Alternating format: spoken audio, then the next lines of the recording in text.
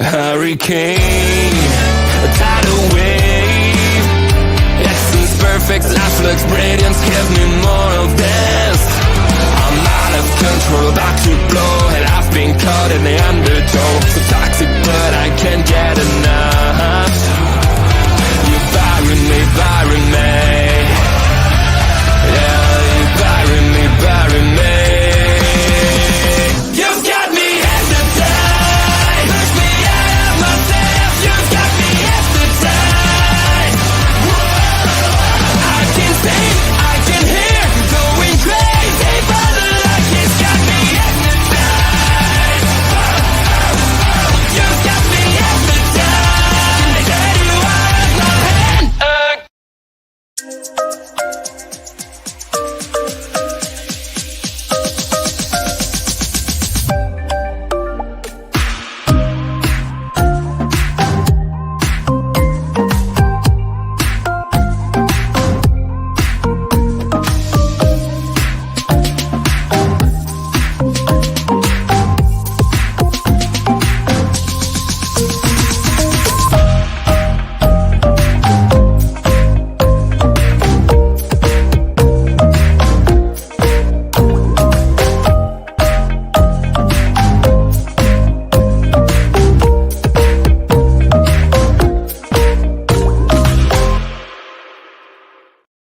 Good morning, afternoon, good evening, whichever it is. Happy Sunday is the true answer right there.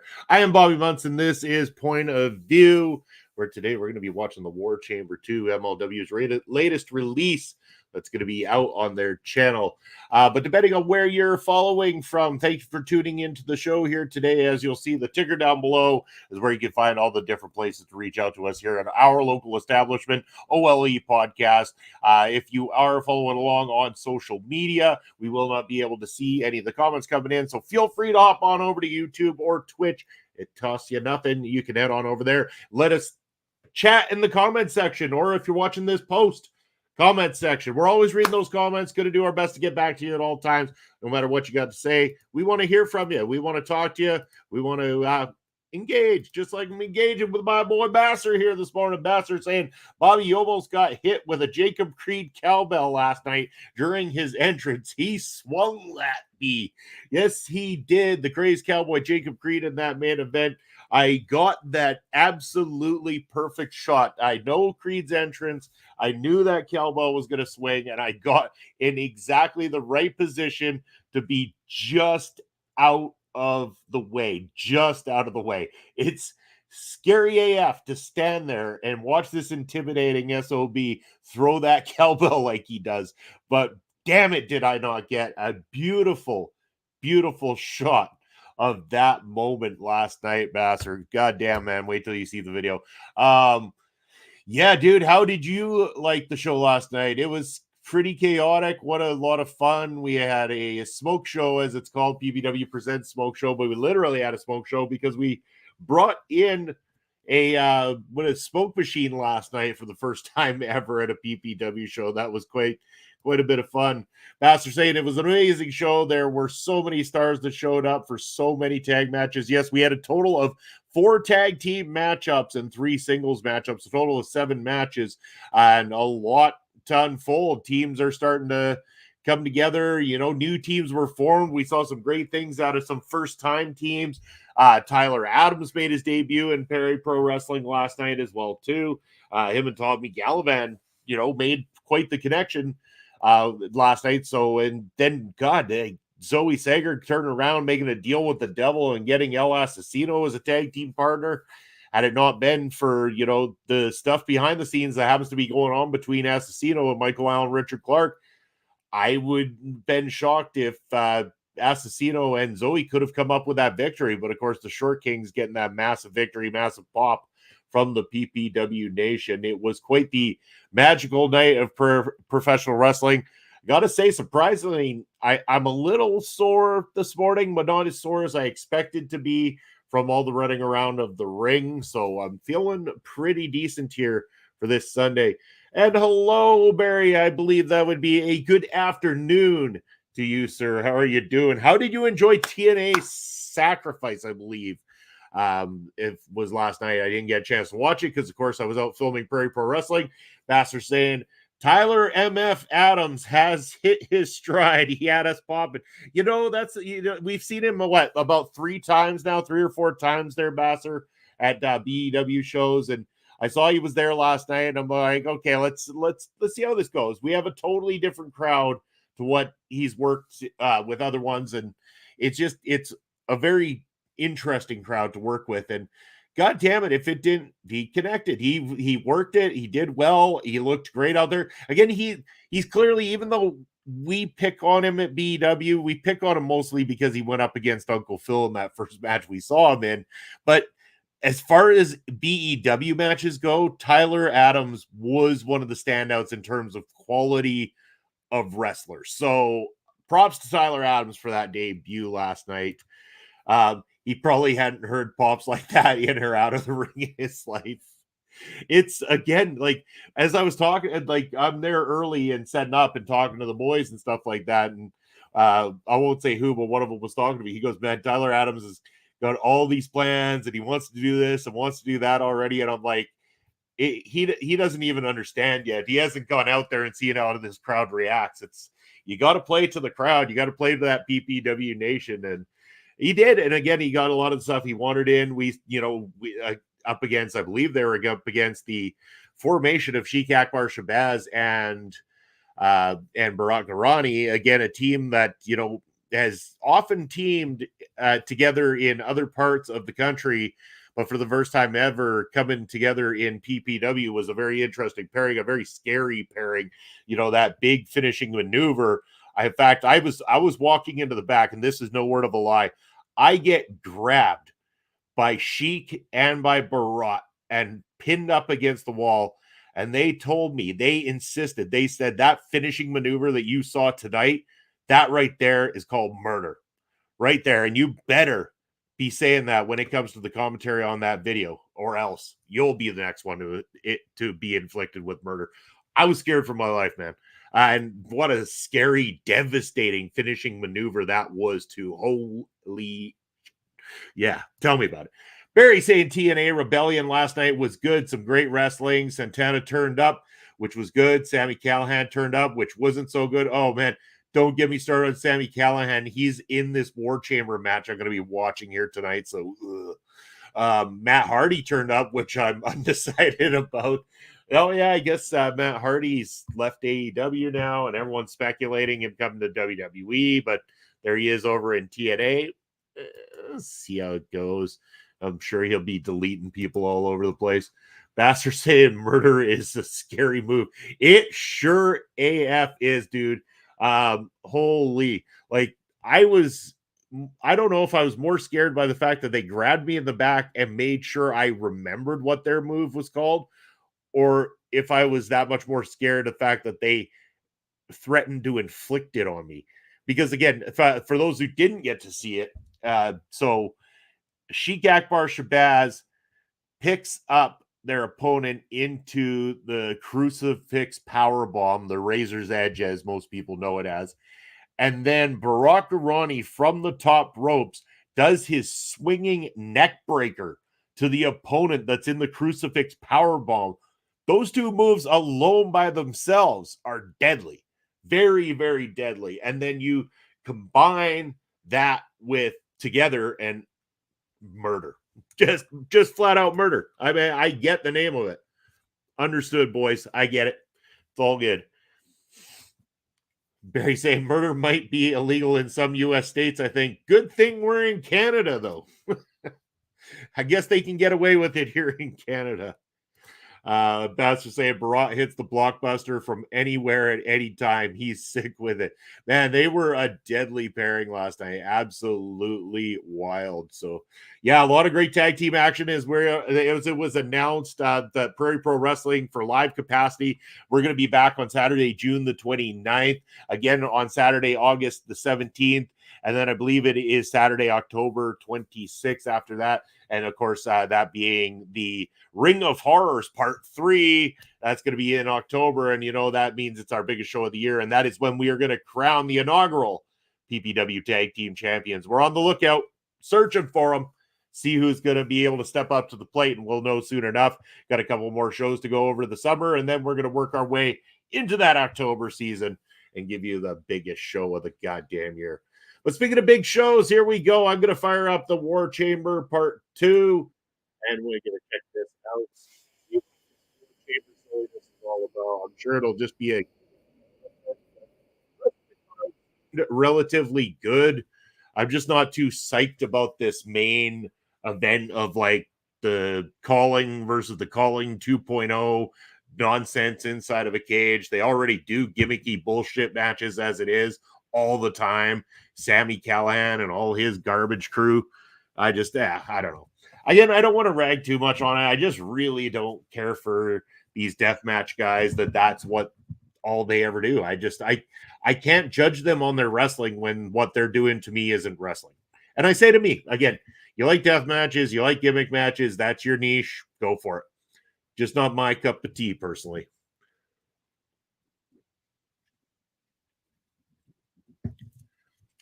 Oh God, I gotta watch more of this AJ Francis stuff. The direct burial of my boy Alex Kane. Come on.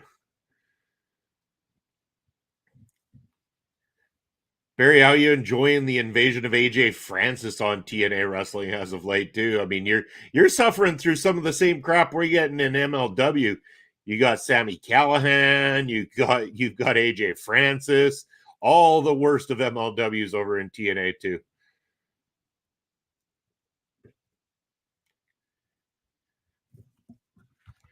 And Barry saying one more thing about Rebellion last night. They had purple ropes, which surprisingly looked great. They stood out without being too distracting. Damn, I gotta go check that out. I'll go with that. I'll go and look some of that up here this afternoon and check out some of those matches. How was Hammerstone versus Alexander Part 3 there? I really like the other two matches that those boys put on, so I'm kind of curious how the third one turned out.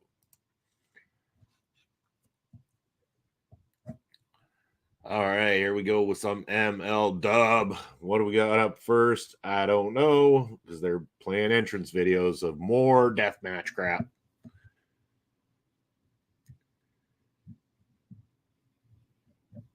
The War Chamber, pre-taped from Tampa, Florida.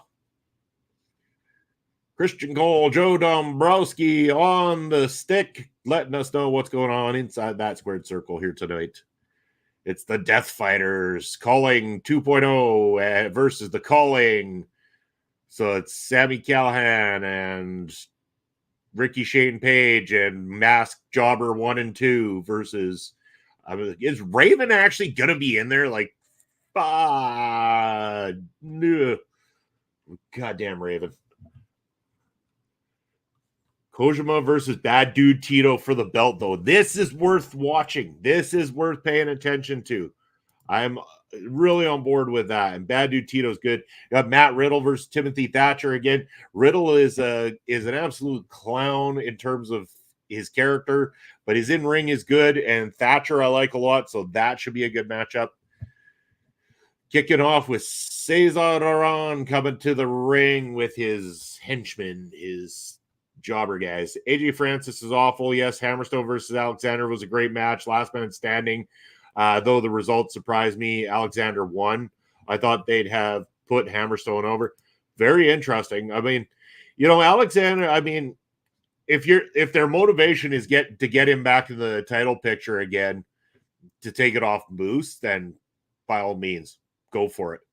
In fact, that would be great. Put it on him, and that's when you could reignite Hammerstone's feud with Alexander down the road, and then have Hammerstone win that series.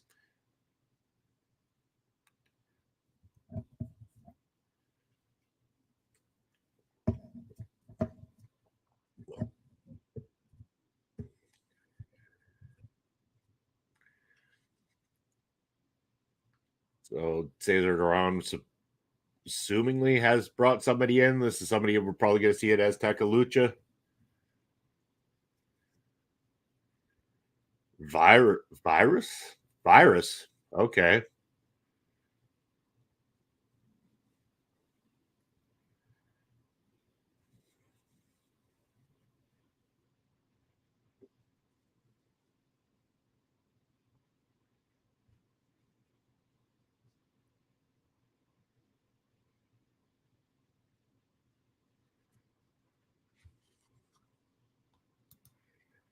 Brian, how are you doing, Brian? Joining up with someone who looks like a bum. Yeah, Virus. Interesting. Never heard of him. Apparently he's a lucha legend, though.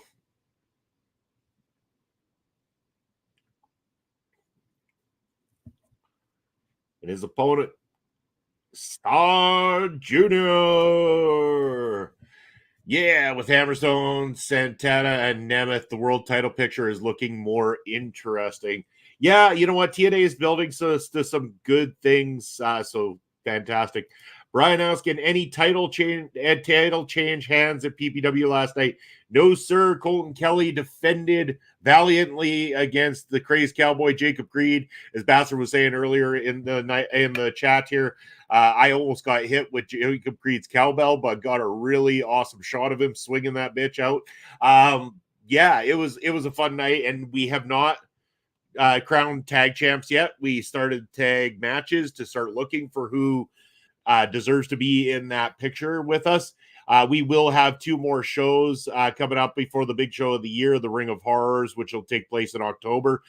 When we get to Ring of Horrors in October, Brian, that is when we are going to crown the inaugural PPW Tag Team Champions. But it was announced that Sheik Akbar Shabazz is igniting his return clause for the PPW Championship, and that is going to main event our show on Saturday, June the 29th, the rematch between Sheik Akbar Shabazz and Colton Kelly for the Prairie Pro Wrestling Championship. There we go. The bell has rung. Star Jr. taking on Virus. Star Jr.'s got some pretty good physical size to him. Quite tall, too.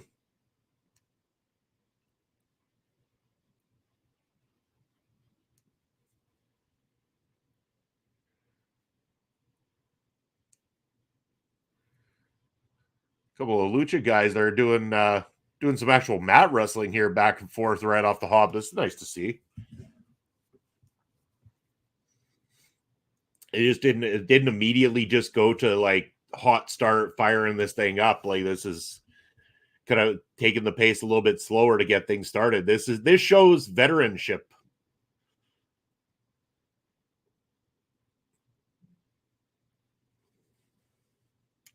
Brian, you will be interested in the fact that our first match last night at the show was supposed to be Bucky McGraw versus Cannonball Kelly, but an announcement came out as Bucky was in the ring saying that Cannonball Kelly was unable to make it to his matchup and that he had been replaced. Coming to the ring, accompanied by Johnny Two Tokes, it was Cannabus Kelly, and he came out to the song "Earache My Eye" by Cheech and Chong, and had a tie-dye shirt on. It was, I know that goofy in wrestling isn't always a great thing, but it was the only match that we kind of played into the 420 theme on yesterday, and it was good. It was a lot of fun. Even Papa Smokes and I both thought it was funny. It was done right. So, Barry, you don't have to shut up about TNA. The show's here to talk about your stuff, man. Saying Steph Delander looked better now. She's not dragging around that useless lump Matt Cardona who is injured. Oh, Steph Delander's fantastic, dude. I think she's great. I'm glad that they got Steph Delander over there. Brian saying that's great. Have to give props to the day. Yeah.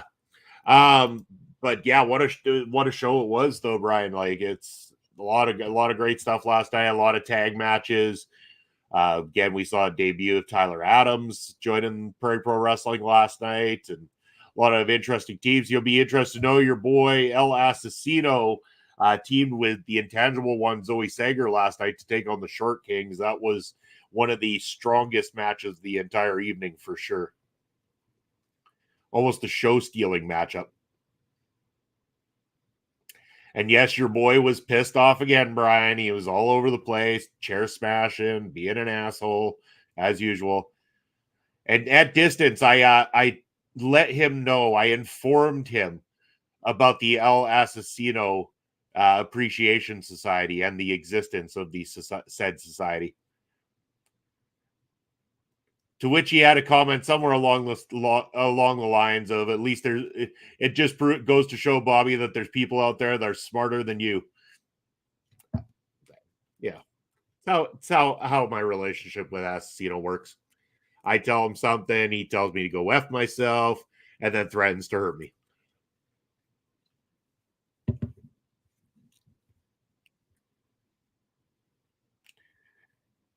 Star Jr. getting a 2 count on Virus just now. Not enough to put Virus away.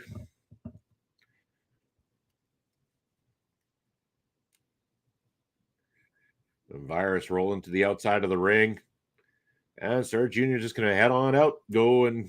Oh, no, they're going to go to the secondary ring, because, again, this is War Chamber night. 2 rings. Big cage. And the one match I'm not interested in is that War Chamber match today, sadly. So, Brian, did you actually watch this War Chamber 2 last night at all, or are you watching along at the moment with me?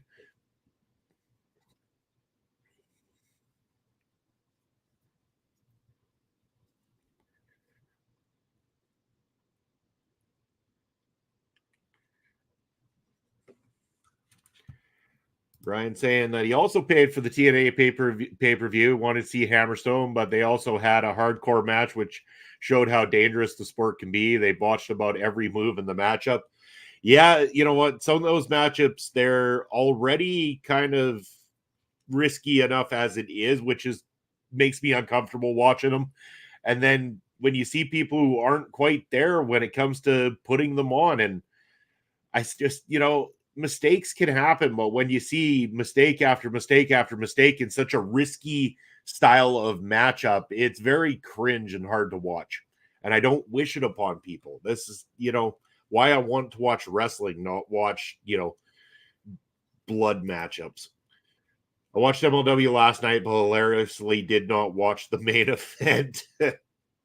I'm contemplating whether I'm going to bother or not, or whether I'm kind of going to just take a glimpse at it here, Brian, when we get there. Really not sure how to feel about the War Chamber. Well, I know how to feel about the War Chamber match. I don't like anybody involved. Plain and simple.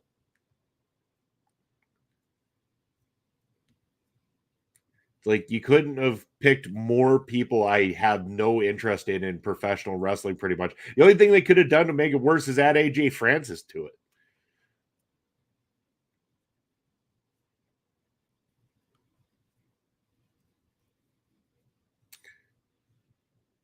Damn.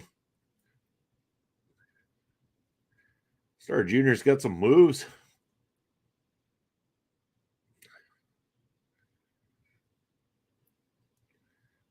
Imagine this going into the finish here.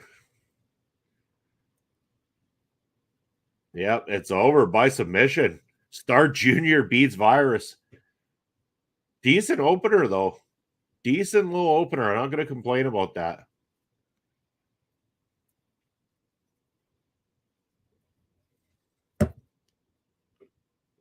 So again, with the stipulation on the line now at Azteca Lucha, where it comes down to whichever promoter wins more matches gets this whatever ridiculous key that opens something special for Lucha powers.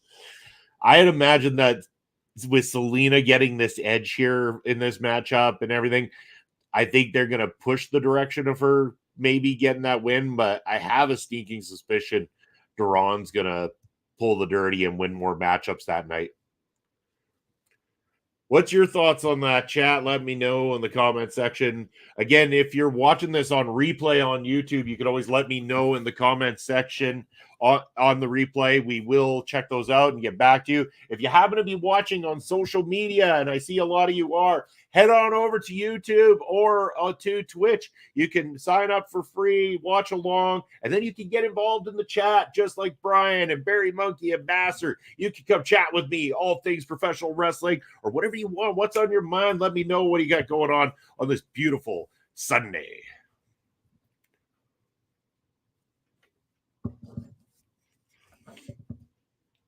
Oh, and then we got this doofus St. Laurent with his awesome tag team, at least. Davey Boy Smith Jr. and Filthy Tom Lawlor tag champs. You know what? These guys are great as the team. But I don't think they need St. Laurent talking for them. That's the thing. Lawlor can actually talk. Davey Boy Smith, not so much, but Lawlor can.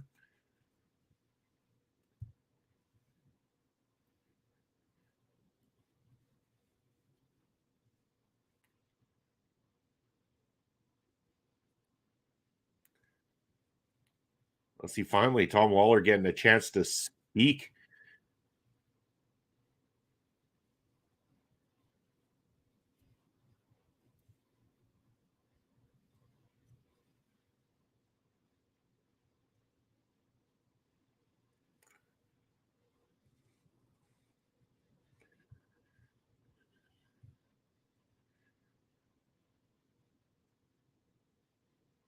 Well, that was great.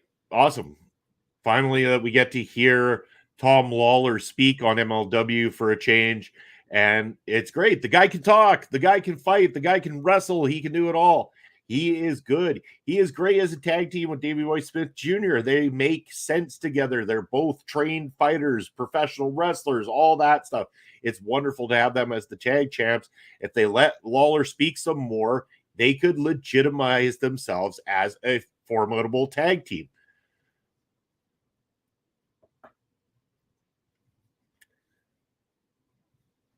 Ultimo Guerrero is going to be at the Azteca Lucha show. A lot of names that we haven't seen before that are going to be a part of it.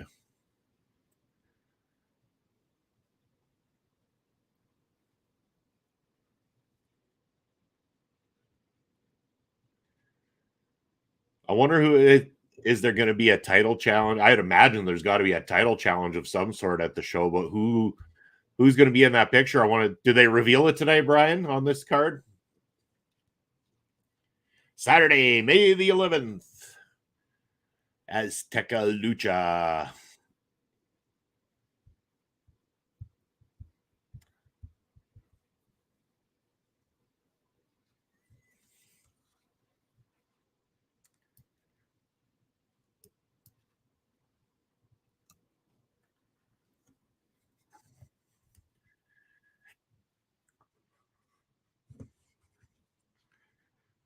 So we're 20 minutes in, one match down. The total card is approximately 2 hours, about 1 hour, 52 minutes to be exact. If you want to watch yourself, head on over to MLW's YouTube channel and give them a subscribe and watch the event absolutely free. Once a month, you get the pre-tape matchups from their premium live event shows here on YouTube for nothing. It costs you nothing, just a little bit of your time to head on over and hit subscribe. Make sure that you're doing it. Brian saying, all right, I think I synced it up and I'm watching again. The yard work can wait. Fantastic. Yard work can always wait.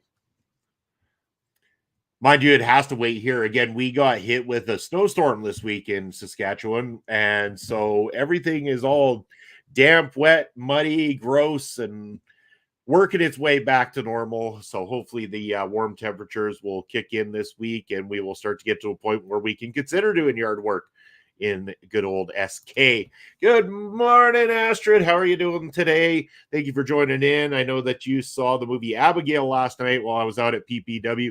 We're going to be talking about that tomorrow night live on the channel right here with our special guest, Josie Marie. It's going to be a fun conversation. It was such a good movie, and I don't want to give too much away because I want you to check it out. Oh, yeah, it's Bud Heavy. Bud Heavy's back in the house. Oh, finally.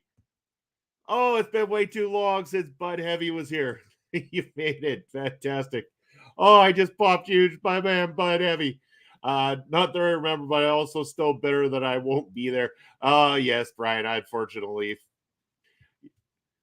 I wish you were able to, but yeah, Bud Heavy is in the house with new haircut style and everything. Same old build.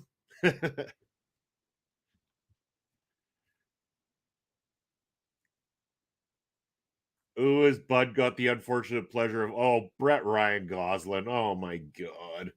This guy.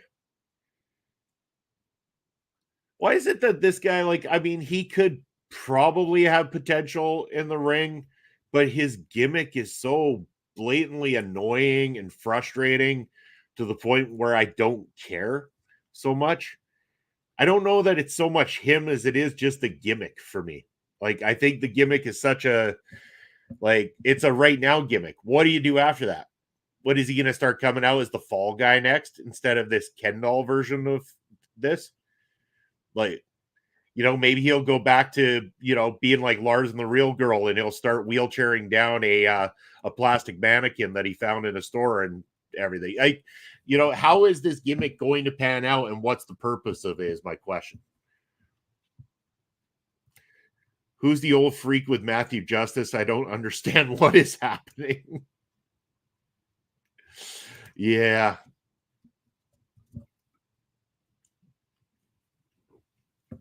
Poor Bud Heavy. It's like, even against Brett Ryan Goslin, he's not going to win. In fact, he looks like he's going to job to him. Bud, not paid by the hour, apparently. That match is over already. Brett Ryan Goslin wins, and the fans didn't even get off their seats. Everyone was so happy to see Bud Heavy, and this is what they got. Just complete disappointment in the fact that he got squashed by the little guy. I mean, they could have given Bud some offense. He didn't get to do a damn thing other than take the bumps.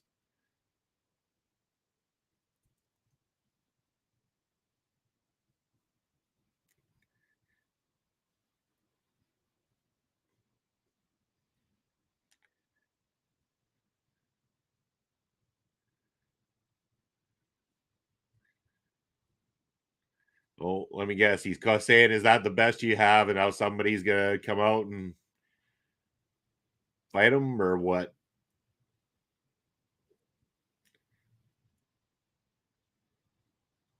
Oh, we're getting contra glitches. Contra glitches. Watch out. My man, Kiro Kwan could come out any time now and kick your damn head off.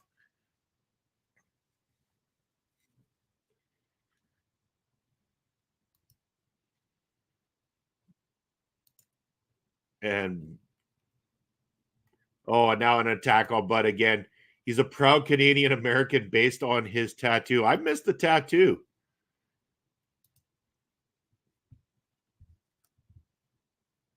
Are you talking about St. Laurent or Brett Ryan Goslin on that one, Brian? I didn't see the tattoo, so I'm not sure who you mean.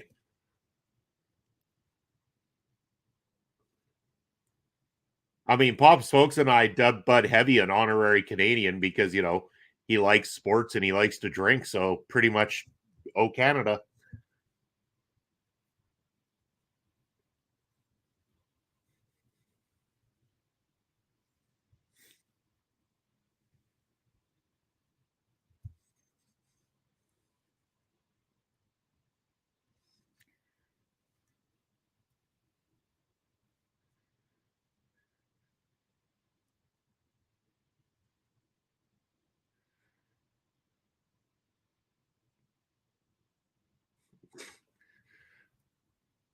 All right. So, yeah.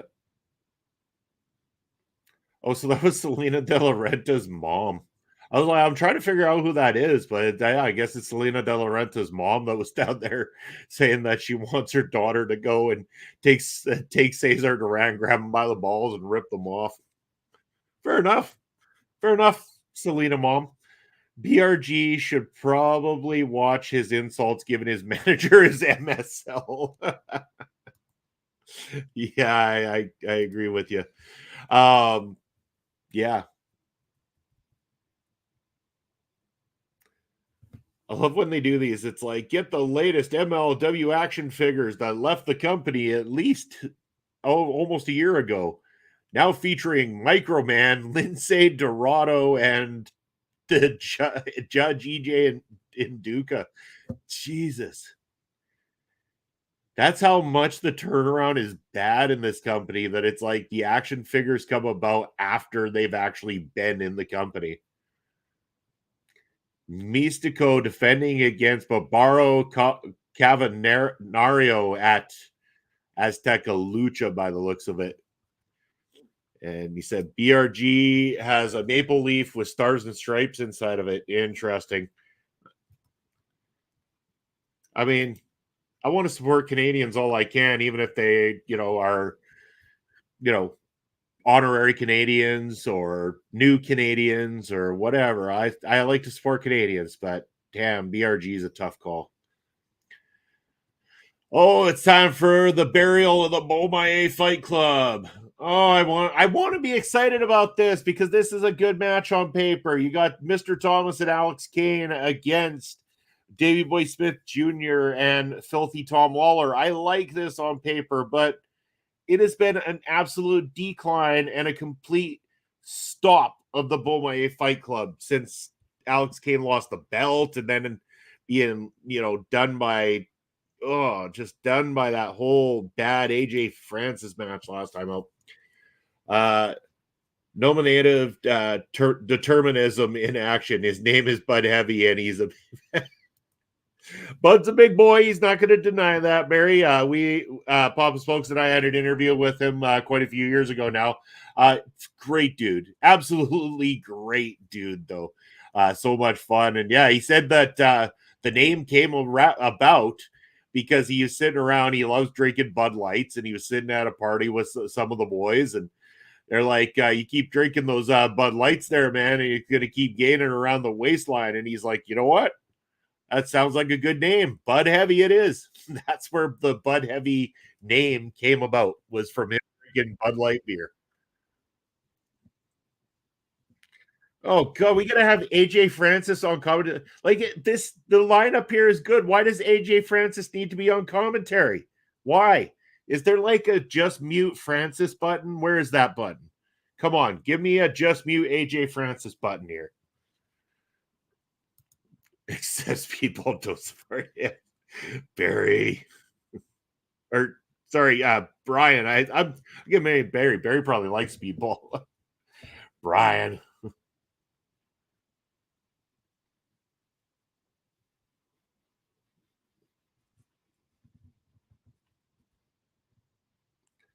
Tom Lawlor going for a hot start. Doesn't work out too well for him. Caught by the fist of Mr. Thomas.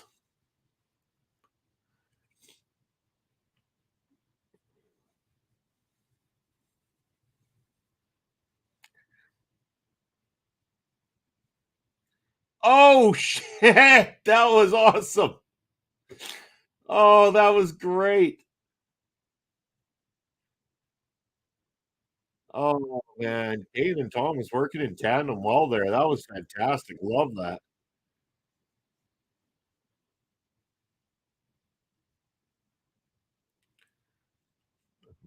Mr. Thomas is so good in the ring. I don't know why we don't get to see more of him.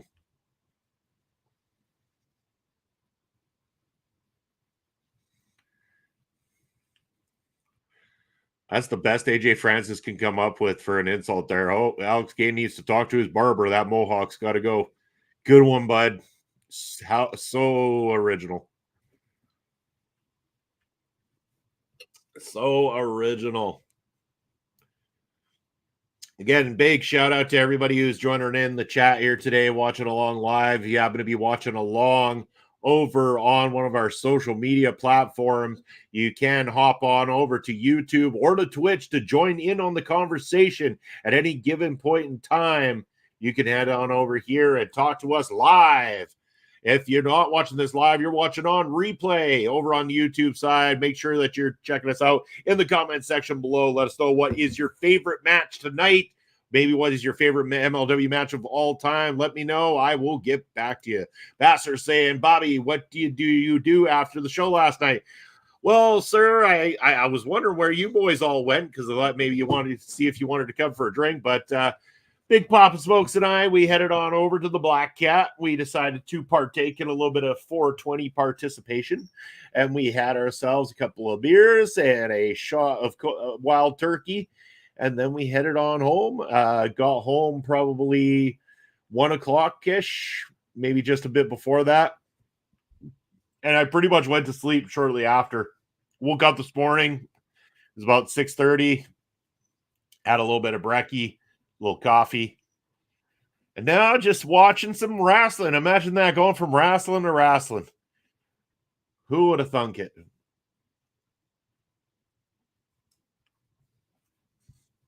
What'd you do last night after the show, bud?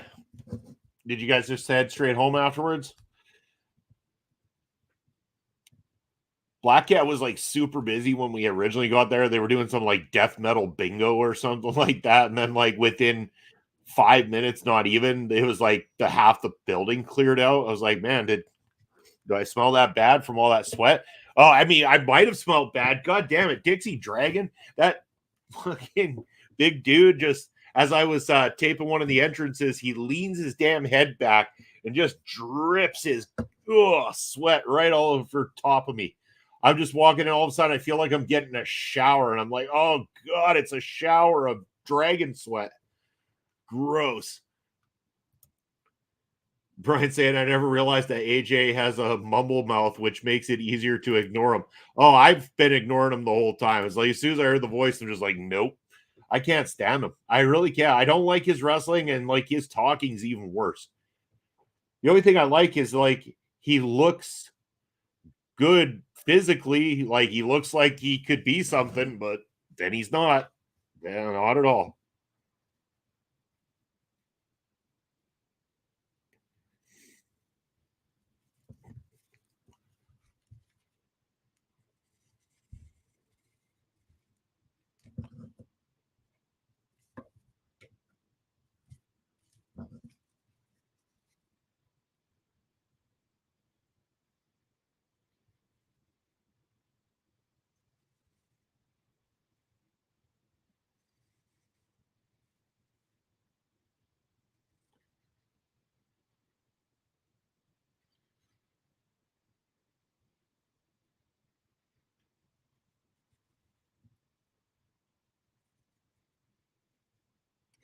God, it's now just shit talking about the haircut again from AJ Francis.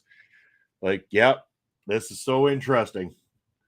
What started as an interesting match has now turned into a mess for no reason at all.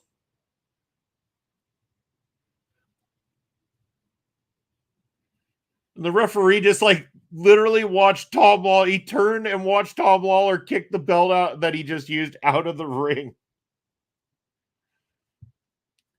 Damn.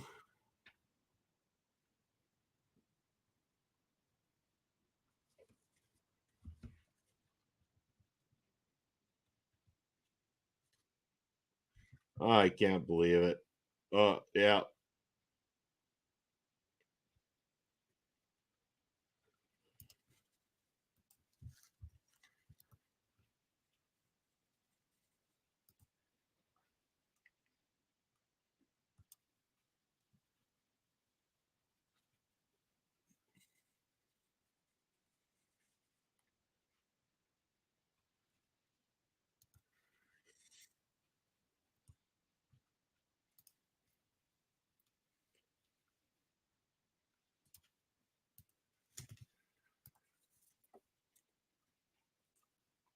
All right. So again, anybody who wants to hang out with us that's over watching on the socials, again, we can't see your comments on the socials. Head on over to YouTube or Twitch. The ticker's down below. That's where you can find us.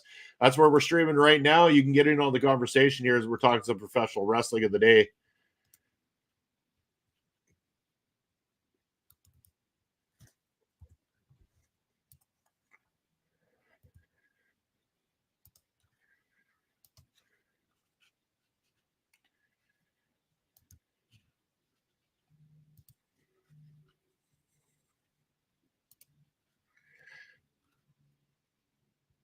And more advertisements for Azteca Lucha because they're getting. I'm going to start fast forwarding some of the commercial crap.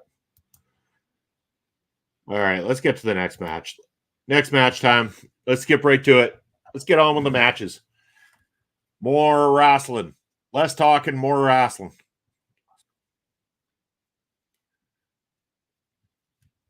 Sophia Castillo making an MLW Featherweight's debut.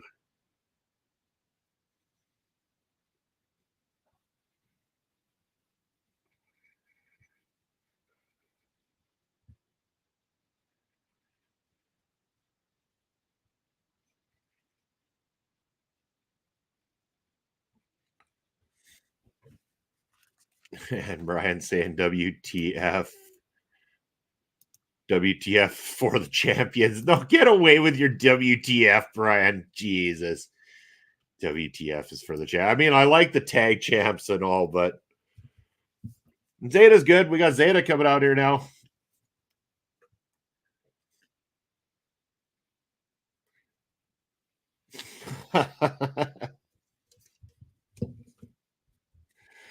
Oh, Zeta saying like this place isn't as bad as not as bad as I thought it was. It's worse. Good call, Zeta. Good call.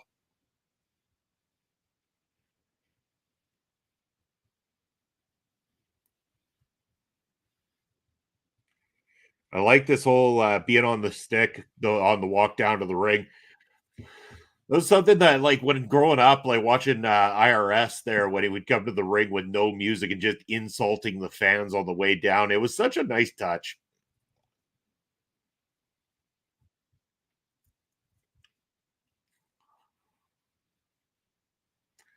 They had definitely a star on the rise here.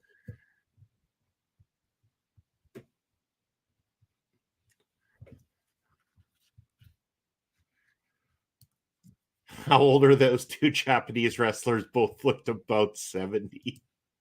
They could be in around that age, Barry. I wouldn't be surprised. But just like Murder Grandpa, they'll just keep on going and going and going.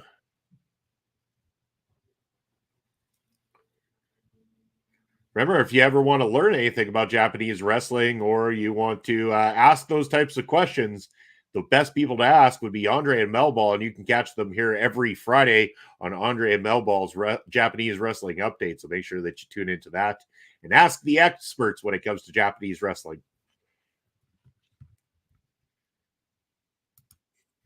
Brian saying the fan in the background in the Macho Man crop top is hilarious.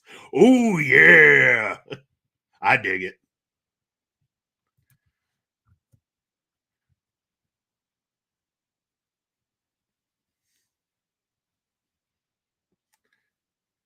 Sophia Castillo had that wrist lock there on Zeta, but Zeta managed to break the hold. Now back in control of the matchup.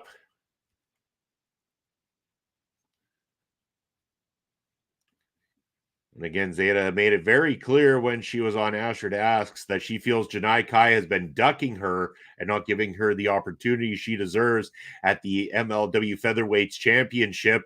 I'm sure Brian Carter, you would contest to that, and that Zeta's been overlooked for that championship and all the gold that you want to see in the WTF.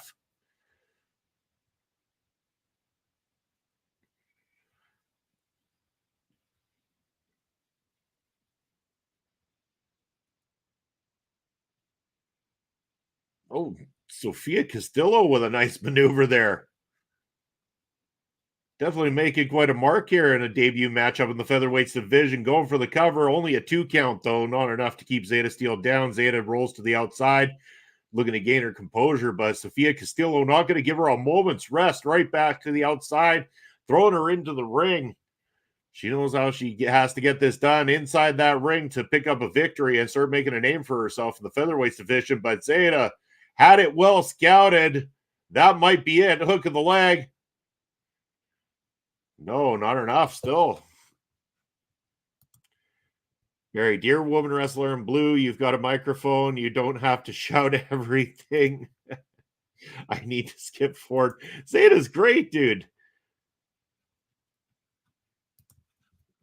I think it's funny that she yells into the microphone. I think it's quite entertaining, and the fact if it's annoying you, it's probably annoying other people, which means it's working because she's not supposed to be liked.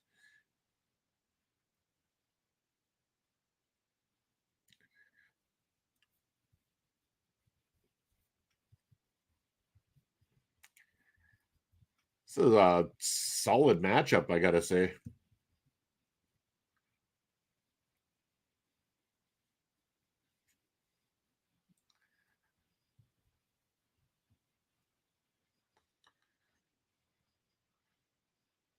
Now Sophia Castillo's neck across the ropes and Zeta holding her down. Yeah, like Dominic. Dominic is my measure of everything. Oh, Dominic Mysterio has voted on by Ed Fries as the WWE Male Wrestler of the Year. Ed makes an interesting argument for it. I understood where he was trying to come from. I wholeheartedly 100% disagree, but That's why wrestling is subjective, and we all have different opinions about it. First time got something right.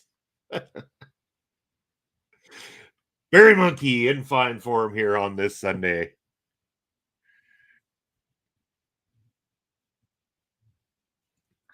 Oh, look at that. We just got a comment in the comment section for somebody who can help us grow to all sorts of levels. Yes, because I don't see 100 of these every day. Hello, sir. How are you doing? Can you please respond to me? I want to show you how I got 2 followers on my social medias, and I can teach you how to have nothing as well. Just give me all your money. Oh, guess what? I don't got no money. I got no money to pay you guys to do nothing for my channels that I can't do myself. So fuck off.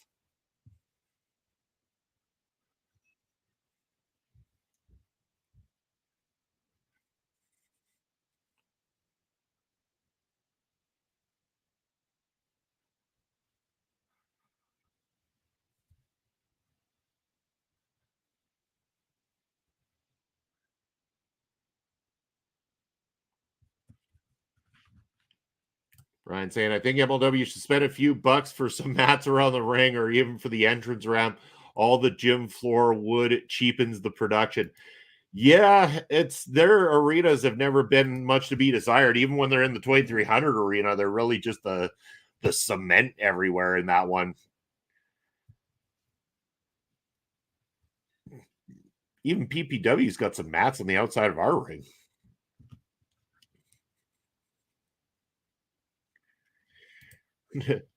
If you followed his wise advice on gaining followers, you'd be rich, Bobby. Rich.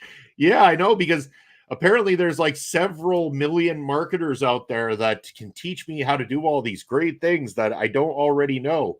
Again, I know that there is good SEO marketers out there and stuff like that, but I check the ones that like reach out of curiosity, and most of them have nothing. Like they've got nothing. It's like they're just trying to start out. No different from me reaching out to people and try to ask to do SEO for them. I get the concept of SEO. I get that there's other things that can be done to increase things. But again, it's a matter of time and being able to catch up on it. I do a lot of back end work for this kind of shit and try to SEO stuff and find it rather insulting that they come to me, oh, sir, look, it's a little bit not up to score on the vidIQ score. I've got vidIQ, idiots. I know where we're sitting at.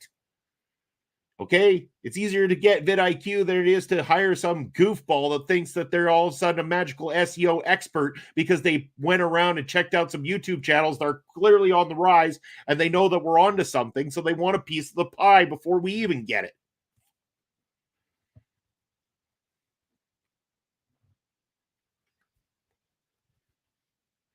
Meanwhile, I'm being interrupted in this fantastic matchup here.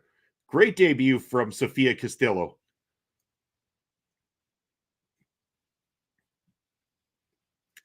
Only a 2 count, though, on Zeta. The match continues. Great matchup that we have going on here before us in the featherweight division.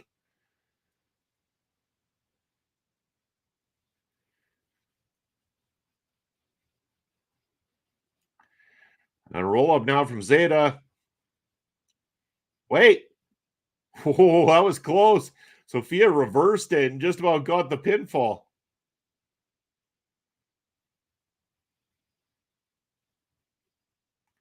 A great back and forth.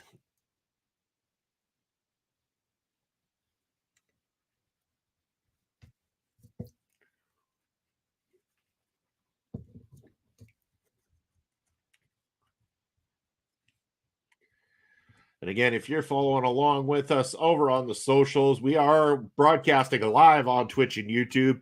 And if you check out that ticker down below, you will find where you need to go. Come on over to YouTube and Twitch and join in on the conversation here. Get your opinions heard on Point of View.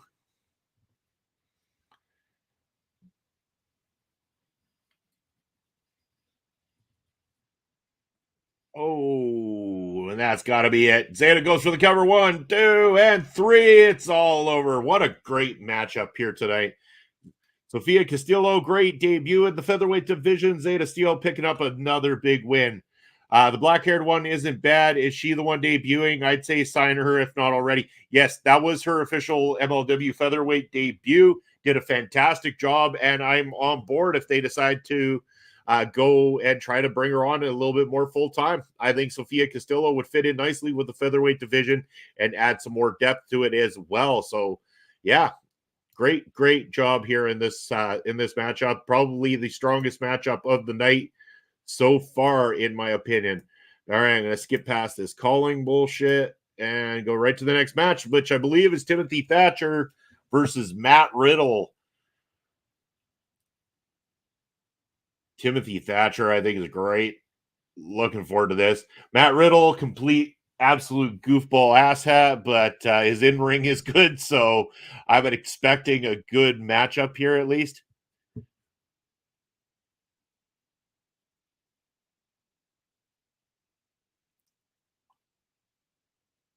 Timothy Thatcher is somebody, every time that he comes back to MLW, I'm always looking forward to having him there. Like to have him here a little bit more. He was great over on Josh Barnett's Bloodsport. Liked watching that. Bloodsport was great. I'm going to watch more Bloodsports as they happen.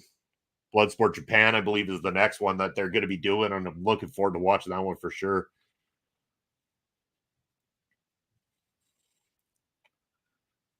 It's Matt. I was going to completely change what people think of me in terms of my character, but then I decided to still do the same bro gimmick. Like I'm a stupid stoner, and all stoners are just like, bro.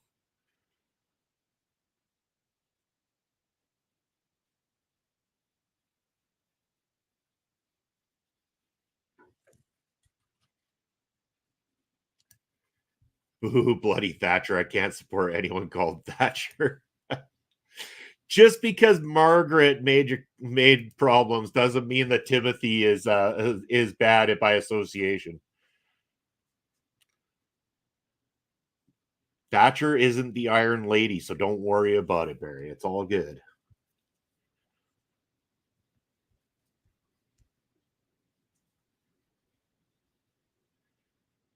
Oh, they're showing when Matt Riddle went to the MLW Championship Finals with Swerve Strickland for the MLW title or whatever back in the day. Swerve ended up winning that one.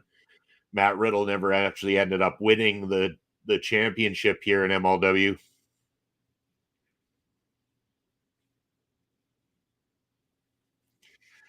I mean, if Riddle's going to be here for the foreseeable future, I mean, it's not impossible to think that he could end up being someone that is in that title picture or in some form of a title picture here.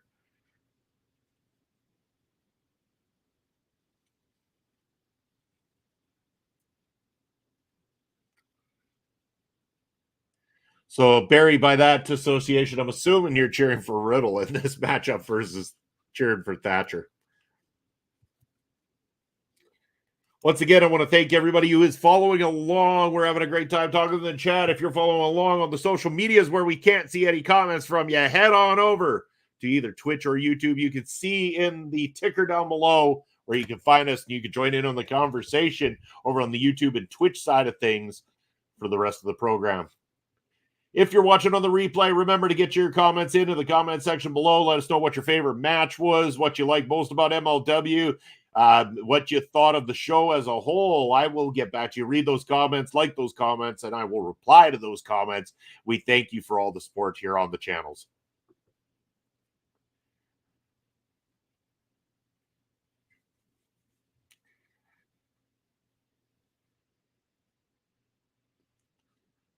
And these guys are going to be looking to start this off as a wrestling match. Timothy Thatcher dragging Matt Riddle down, looking for the arm bar. Riddle managing to get to that bottom rope, though, breaks it up.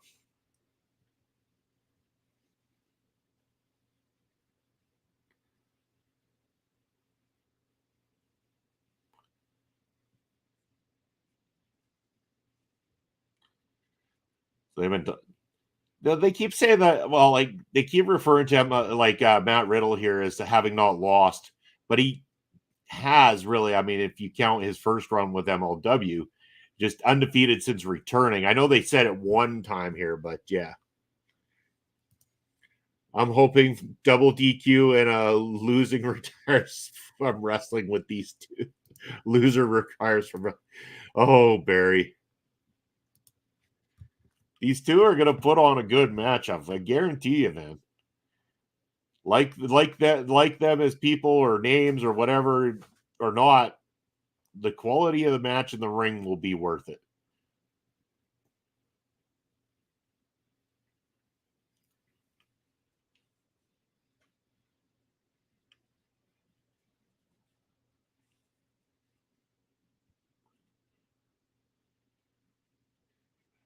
Again, good grappling tactics back and forth here between these two guys.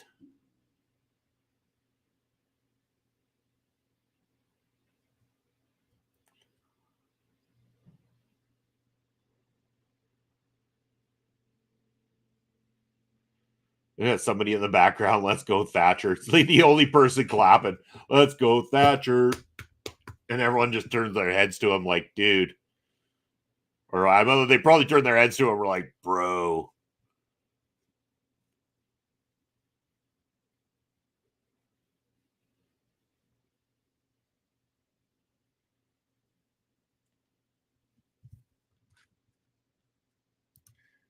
Brian saying, I can't figure out if Riddle is a good guy or a heel. I know he is a horrible person in real life. in real life, maybe he's a heel then. I think here he's supposed to be a babyface. They've treated him as the babyface. I mean, he goes out there and he's fist bumping fans and, you know, broing with them all over the place. So I'm assuming Timmy, out.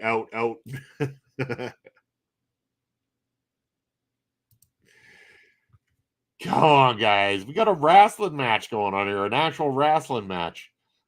Let's just pretend that this is like, we'll just call them Make a Superstar 1 and Make a Superstar 2. Then we don't have to worry about the names anymore.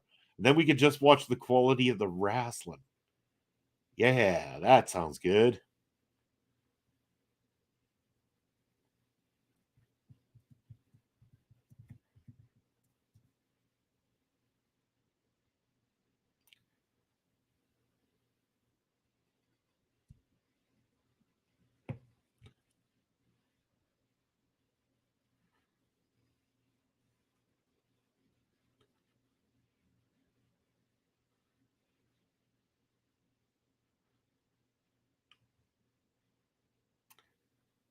See, I'm telling you, you guys are already quiet now because you just listened to me about calling these guys generic wrestler 1 or Mecha Wrestler 1 and 2, and now you're into the match. Guaranteed.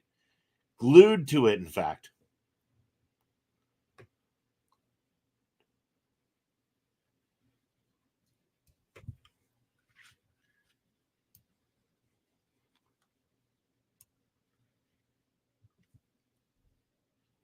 Thatcher managing to get to the rope, breaking the hold there. Into the outside of the ring, gain some composure. Remember, 20 counts in MLW.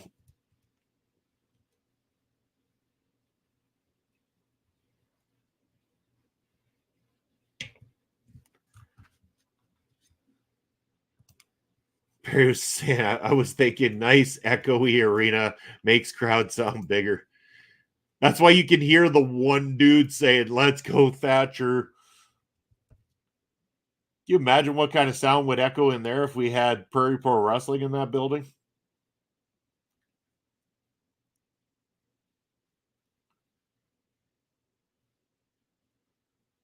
Oh, by the way, Brian, after I mentioned about the LS Casino Appreciation Society last night, Assassino also mentioned that maybe he should consider taking some bookings out in your neck of the woods if he's at least appreciated out there for all his dirty tactics. Seeing maybe he's been stuck in Saskatchewan too long and dealing with all of us twerps here in Saskatchewan, that maybe he needs to go somewhere where his level of violence is appreciated.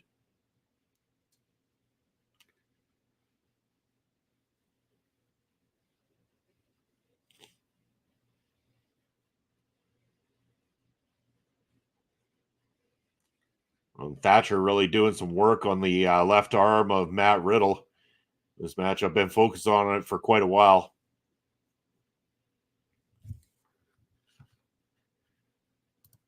Barry saying, need ear protection with a PPW crowd. Bobby, I've watched a few times on YouTube, and that's with me tuning down the audio of the PPW crowds on those. And the only reason I do that is to try to avoid the copyrights with the boys coming out to music that we don't have the rights to be playing and stuff like that. So I try to keep the audio levels down a little on it and try to make sure our commentary fills the gaps so that we don't get hit with those copyright blocks or anything. So it seems to work out quite well, but yeah, in terms of like how it sounds from a live perspective, it's you almost can't hear stuff even when it's mic'd. Last night when Shabazz was trying to talk on the stick, every time he goes to talk and that crowd is booing non-stop, like they don't run out of energy. She's talking, but nobody's hearing a damn word he's saying because they're so damn loud. It is nuts.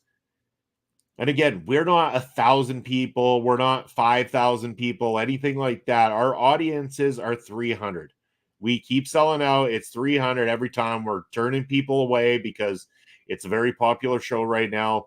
And when I say turning people away, it's like we're turning at most like 50 to 100 away at a time. So when people talk about getting a bigger place for us to run PPW, we would have to get a bigger place that would then feel more empty.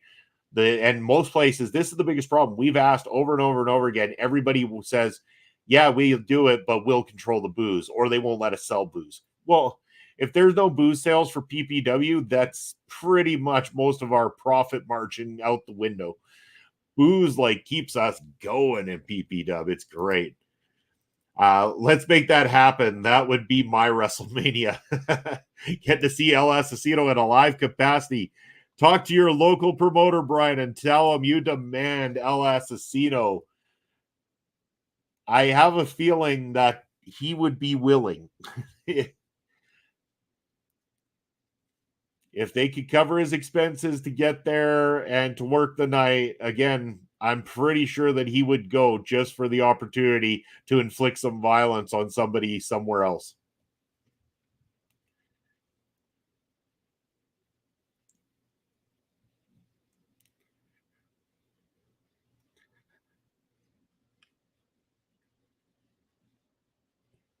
But yes, El Asesino in a live capacity is something to be seen. And Thatcher with that move, taking Matt Riddle down to the mat, cover and toe, 2 3/4, not enough to keep Riddle down in this one. Great thing is these guys started with a nice build, a little bit of back and forth on the wrestling, the mat grappling, everything like that, and it's built and built and built. Now Thatcher has done a lot of damage to Matt Riddle, focused on the left arm, done all the stuff that he would do, which only makes me believe that the only direction this is going is Matt Riddle getting his babyface comeback here, fighting from behind, and ending up taking the victory. I don't think there's anything that could be shocking about how this one's going to end. Now, Timothy Thatcher looking to get an armbar on Matt Riddle. Matt Riddle blocking so far, not allowing him to get that cinched in. And almost, but Matt Riddle transitions out.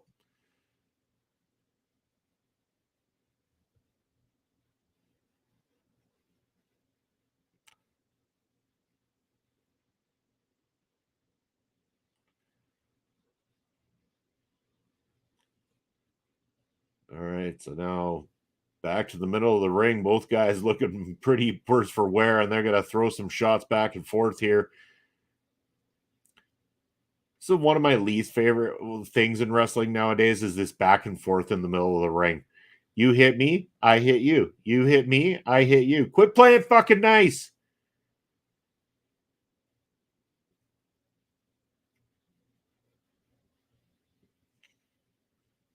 Matt Riddle now to the top. And down, cover, 1, 2. No, shit. I thought that was going to be it.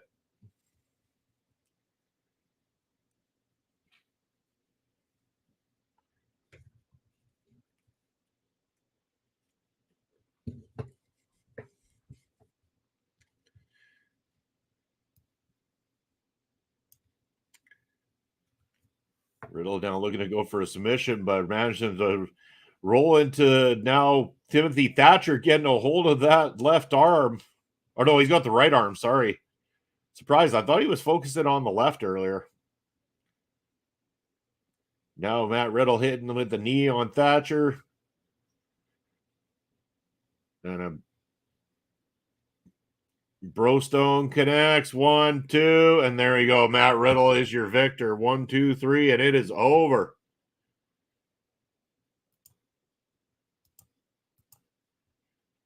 All right. So Matt Riddle, victor. I think he's got a little bit of a promo at the top of the ramp coming up here in a moment that we'll check out. And then we're going to skip right to the next match. I'm sure of that. I will torturously put myself through watching this main event because we are talking War Chamber. It's called War Chamber 2. I might as well watch. I know it's gonna be torture, but I'll get through it. Again, if you are watching along on the socials, head on over to the ticker down below or check the ticker down below where you can find us on YouTube and Twitch and get in on the conversation.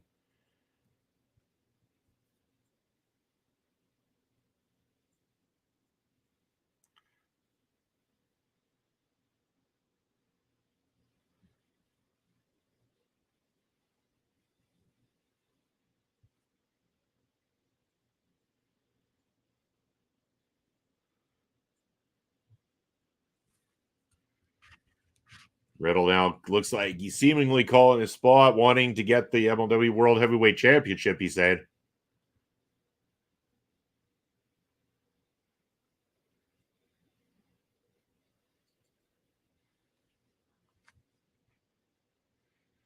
Well, Matt Riddle announcing himself for the Battle Riot, so he's going to be a part of that with a chance to maybe earn himself a shot at the champion. Ryan saying, I like the back and forth at first, but now it happens in every match. That is the issue. It's same with Canadian destroyers and Spanish flies and all those types of moves where it's like when you see it once, you're like, whoa, awesome. And then you see it again, and you're like, cool. And you see it again, and you're like, eh. And then you see it again, and you're like, enough already. Very saying, I hate the rolling around for 3 minutes with pin attempts and starts of matches by second-rate wrestlers who do it very well. Followed by a "This is awesome" chant you get all the time now. Yeah, people go to the "This is awesome" chant a little too quickly nowadays. I'll give you that one, sir. All right.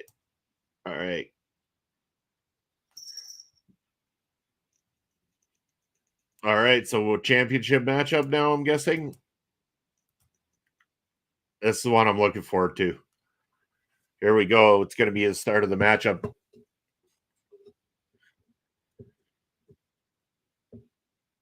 World title on the line. Kojima versus Bad Dude Tito.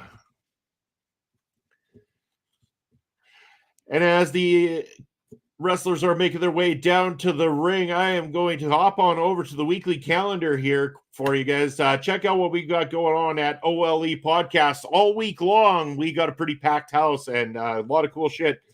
So here it is. This is what we got coming up for you. Hurricane, a tidal wave. Essence perfect, life looks brilliant. Give me more of this.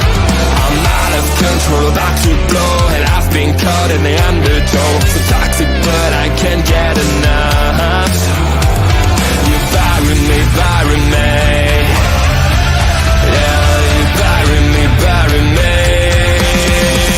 You've got me hypnotized. Push me out of myself. You've got me hypnotized. Whoa.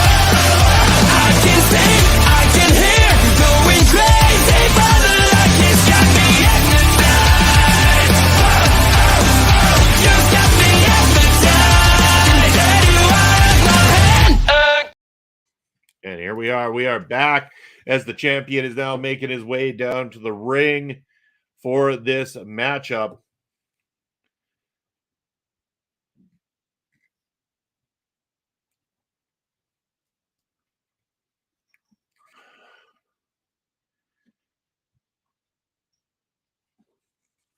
Oh, that's right. Contra attacked Kojima and company after the War Chamber matchup in the live event. I forgot about that. So Mods Kruger's been eyeballing that belt. So maybe we will see that matchup at Azteca Lucha, or maybe that'll be the title match at Battle Riot or something like that. But I guess we'll have to wait and see. Kitty's now going to join me for this. Big old kitty.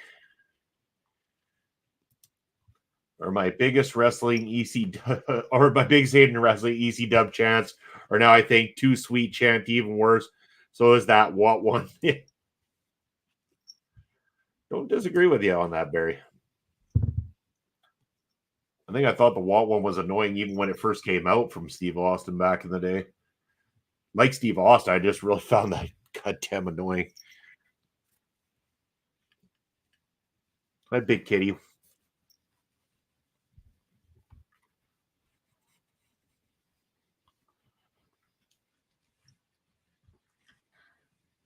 So Bad Dude Tito, I like a whole heck of a lot since watching him debut here. I'd heard some things about him, especially from Andre and Melball. Man, Bad Dude Tito kicking ass and taking names. I like his style.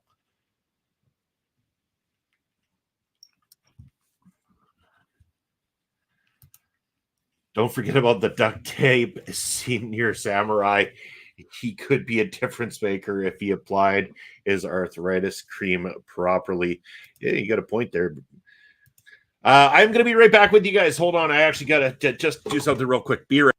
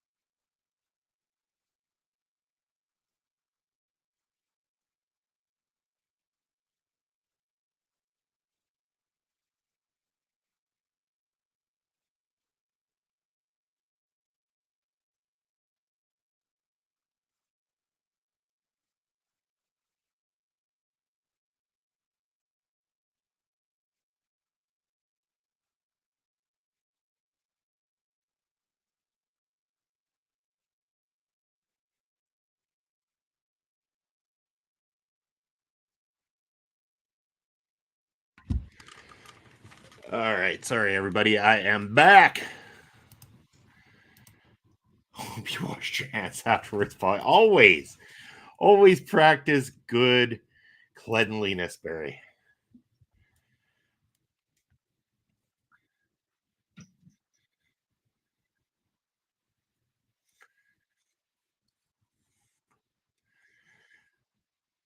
So I didn't pause this. I allowed to keep running the matchup here. Hopefully, I didn't miss anything too crazy, but Bad Dude Tito firmly in control of the matchup at this point in time.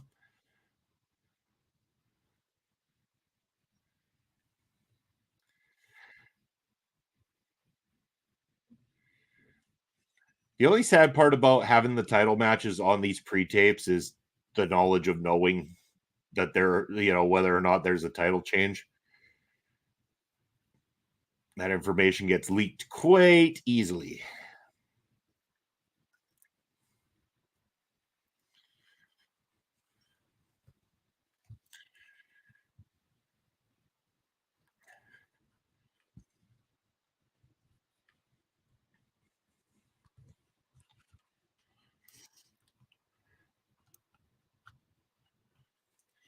I know I've said it a few times throughout the show, but I'll just say it once again. Thank you to everybody who is joining in on the chat side of things or is just watching along in general. I see there's a whole lot of you watching along on our socials here, and we can't see any comment section from you all. So check out that ticker down below. You can head on over to Twitch or YouTube, come on over and join us for all the fun, get in on the conversation, and talk all of your favorite things, MLW or professional wrestling in general.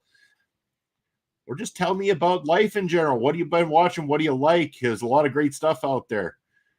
What shows do you watch? What movies do you like? Speaking of movies, I went and saw Abigail with my wife on Friday night, and I'm going to be doing a live episode of Killer Cuts to review the movie along with Asher Pizarro, as well as our special guest, Josie Marie, who's going to be joining us. That's tomorrow night at 9 p.m. Eastern time, so make sure you stay tuned for that. And it looks like Kojima picking up the victory, retaining the championship here against Bad Dude Tito. Where you say, one thing I like doing in front of Americans is saying, hang on, I'm going to go for a piss, then really aren't used to bodily function announcements. I'm not going to the bathroom. I'm going to the bog. Ryan, did they sign Josh Bishop for more matchups? He seems to just be gone. Yeah, I kind of noticed that too. It's like he's not anywhere to be seen or anything going on. So maybe it seemed like kind of like they were pushing him in a way. So I shocked.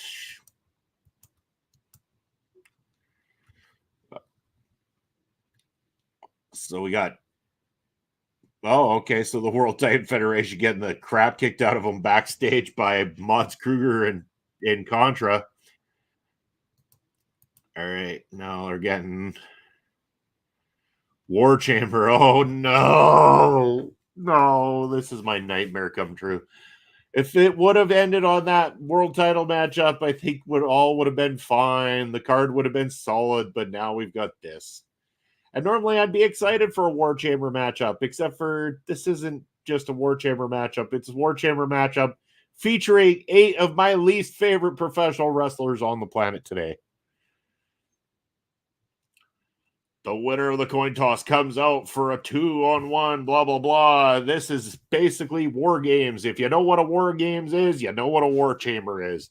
Used to be contested in just one ring here in MLW, but they made it special now. It's 2 rings.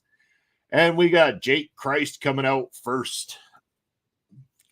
Christ, I guess. Jake Christ. I don't know. Another generic deathmatch guy.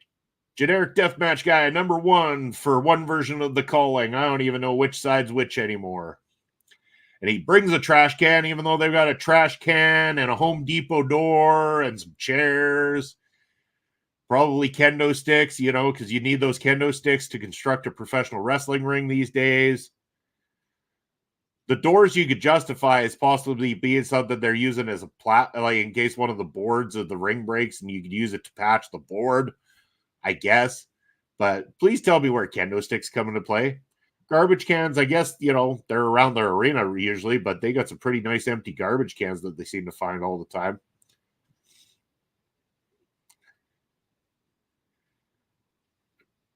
Oh, no. Callihan's even in first. Oh, and he's got to bring a baseball bat with barbed wire. Why not? Yay.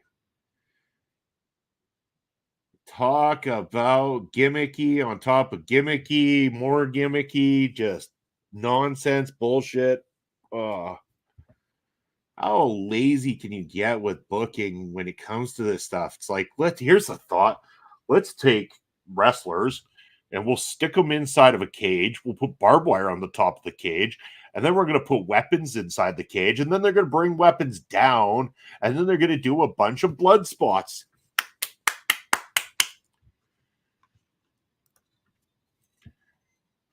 I can't wait to see how they figure out how to have Raven in a match where he can barely walk. How is he going to move?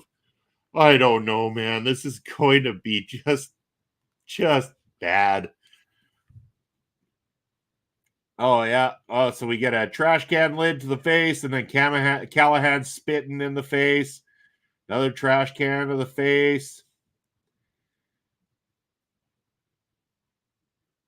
Like, I know it's a gimmick matchup, so I shouldn't really expect any wrestling, and I don't necessarily, but already all of this is just garbage. Sorry. I try to be as respectful as I can towards professional wrestling, but when there's stuff I don't like, I just don't like. And I don't like this. Oh, man, that door was on there so well that Sami Callihan throws Jake Christ at the door barely, and it just swings open.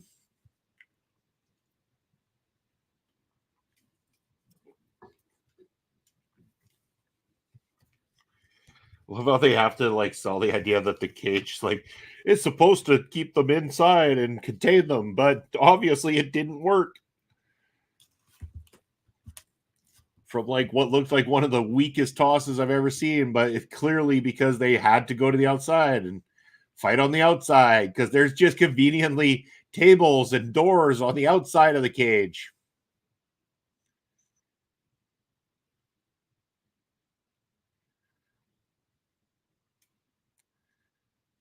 So we're getting a War Chamber matchup that's not even going to use the chamber itself with the first two guys involved in it.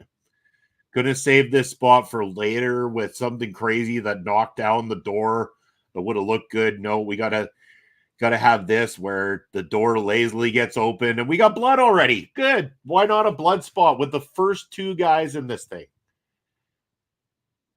I get the War Chamber is probably going to have blood. War games will have blood. In the olden days, war games had blood. I understand that. I don't have a problem with that portion of it. But these two guys have been going at it here for a couple minutes. That's it. And already they've had to go to a blood spot. They've had to use every gimmick that they could possibly find, and they're fighting on the outside of the chamber. All of this could have been left for further in the matchup, would have made it a little bit more credible. Instead, they're just doing it right away. They're taking all the spots away before the third person even enters this matchup.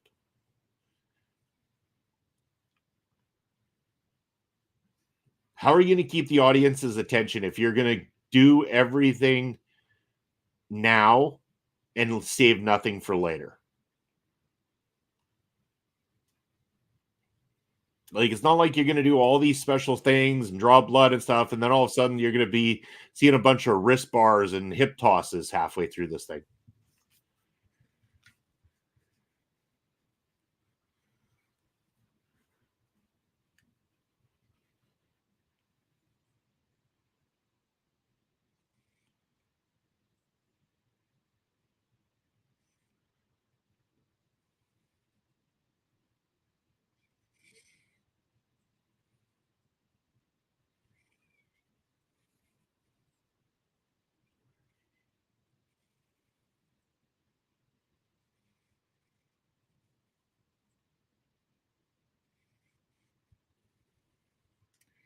So what's he got there now? The fork. Oh, wonderful. Yeah. Yay. Forks across foreheads and into the necks and all this kind of stuff. Lovely.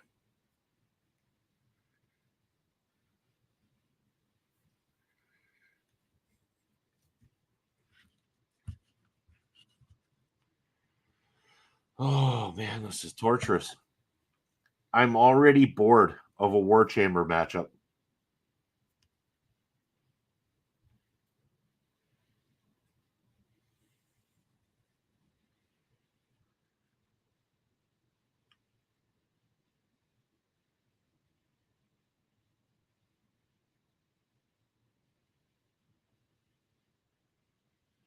Brian, I think I figured out how they're going to have Raven in this matchup. He's going to be the last one to come in, and they're going to have taken away every spot in the matchup from this thing. Everyone's going to be so incredibly beat up and hurt to the point where they're going to look like they're on the same walking ability as what Raven is. So a fresh Raven will look like guys who have been hit with every gimmick in the book. Makes sense? Makes sense.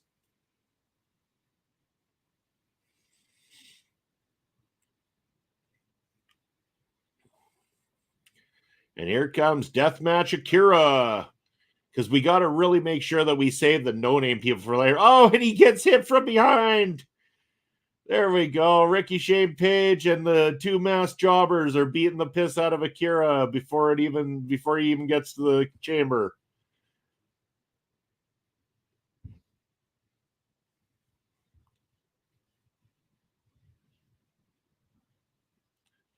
Yeah. So, okay, well, now we've taken away any highlights there. Now AKIRA's crippled, just like his inevitable tag or inevitable partner in this match, who isn't even in the match yet.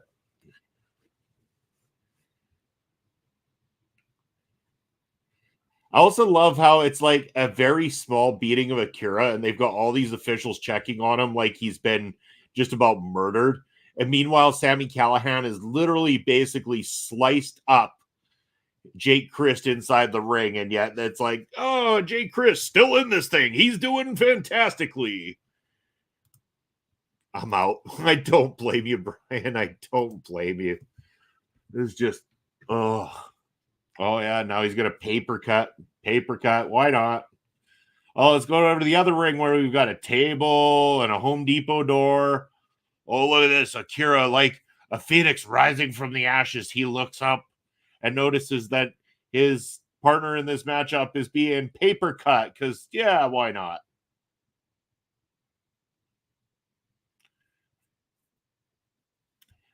Here's the chant for you. This is boring. This is boring. The rest of the card was better.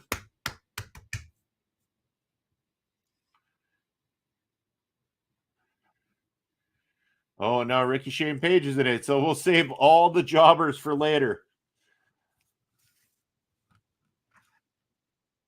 Oh, this I don't know, man. Why am I putting myself through this torture of watching this?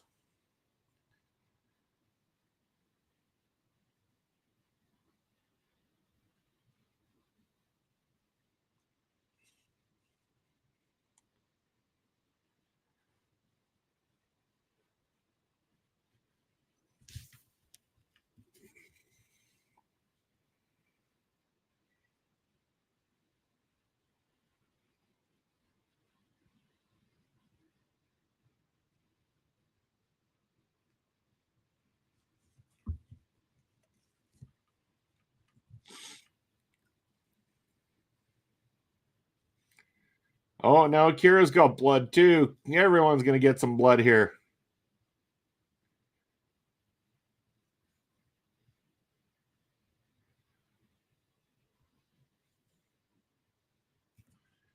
Brian saying, see you Thursday for the trivia. Thank you for stopping by, Brian. Appreciate you at least hanging in there this long with me today. As you said before, that's going to be it. Bottom tier faction. No one gives a shit about garbage wrestlers. And no one, yeah. I mean, you're 100% right, Brian. As much as I try to be respectful as much as I can, there is a point, and yeah, this has gone beyond it. I'd say it's pandering to the Philly crowd, but this isn't the Philly crowd.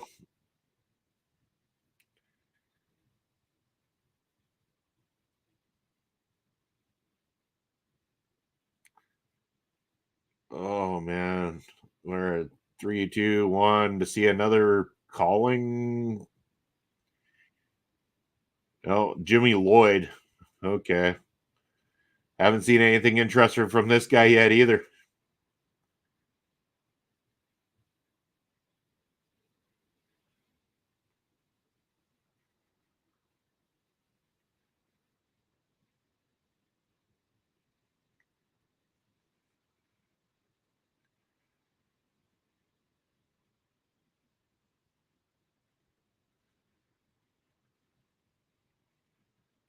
So I'm assuming by this the first time ever where the supposed babyface team has had the advantage in terms of the numbers, and yet it did nothing for them because of the attack on AKIRA, I guess. Yeah. Just yeah.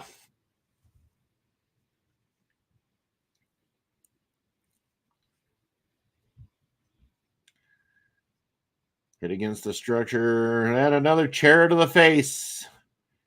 Unprotected chair shots. Oh, that one misses as we look at another crimson mask. Oh, another one misses. Some middle fingers and some more chair throwing, followed by chair hits and a chair hit and another chair hit. And one thing they haven't used once is the goddamn cage.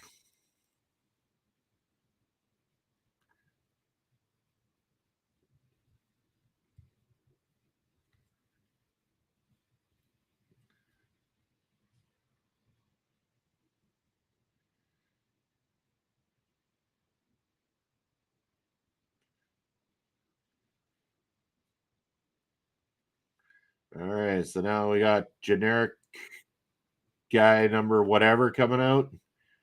Yep. Here we go. Cannonball. Wonderful.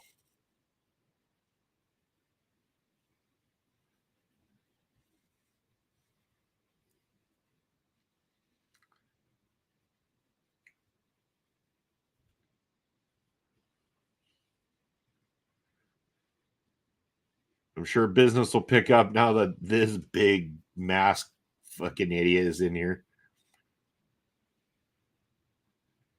It looks like he's out of breath already. Jesus. He's already gassed and he barely got in the fucking chamber.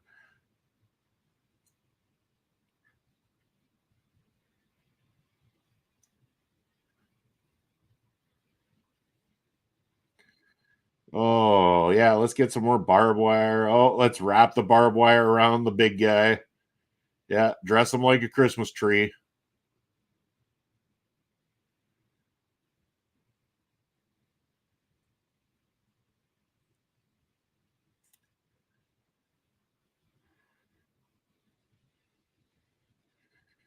Okay, so they wrap the big guy with barbed wire. They have AKIRA on a table. And I'm assuming the big guy is going to drop all big ass weight onto AKIRA into the table with the barbed wire. There it is. Yeah.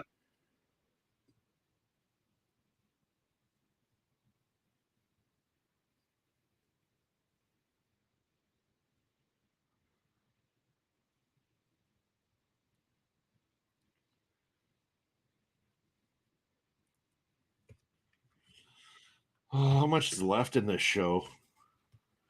Oh, it seems like too much for what it is. So here comes Raven, then I guess. Yay. I would have been interested in this maybe 20 years ago, but it's still probably not then.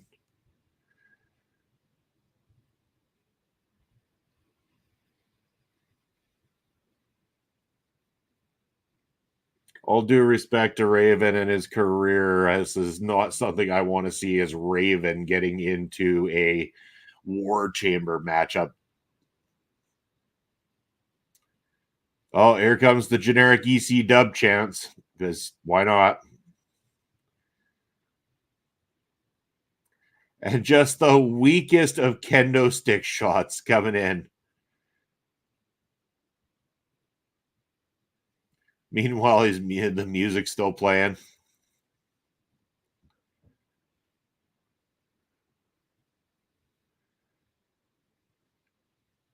Oh, it's just all kinds of bad.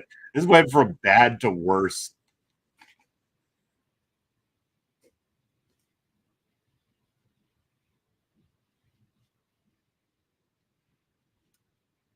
Oh no.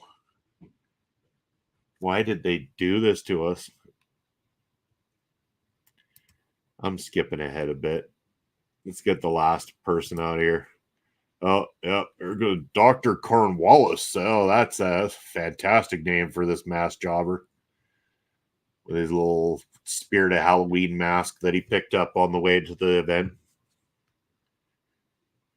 So I guess the match is official now. Oh boy. This is hard to watch. Just a train wreck. Yeah, I'm going to skip towards the finish here.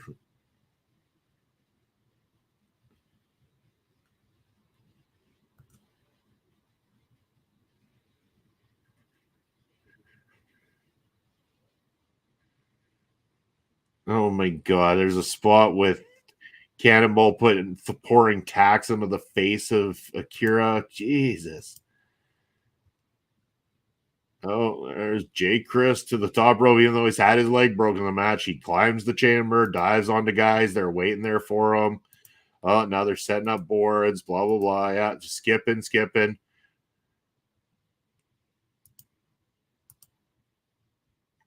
Oh, I'm assuming this is going to be some stupid big-ass move.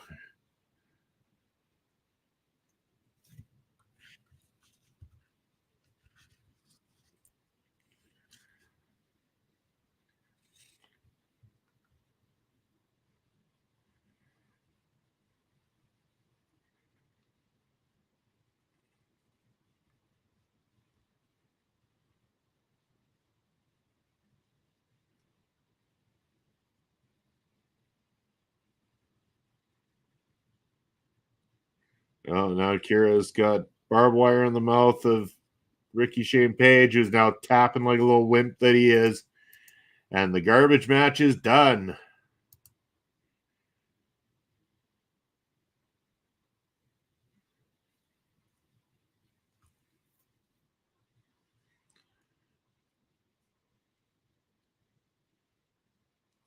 AKIRA claiming on the mic that MLW is on a rise and a climb. No, it's not, my friend, right now.